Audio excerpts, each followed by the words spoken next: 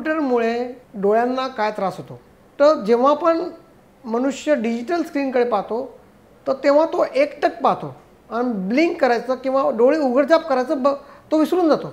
प्रत्येक मिनिटाला माणसाला कमीत कमी 15 ते 20 वेळा ब्लिंक केले पाहिजे. जर तुम्ही कम्प्युटरवरती काम करताना ब्लिंक करायचं किंवा उघडझाप करायचं विसरले तर तुमचे डोळे शुष्क होत जातात किंवा डोळ्यातलं लुब्रिकेशन कमी होऊन जातं आणि अशा वेळी डोळ्यांमध्ये रेडनेस, पेन, वॉटरिंग, डोळ्यात पाणी येणं, जळजळणे असले प्रकार सुरू होतात.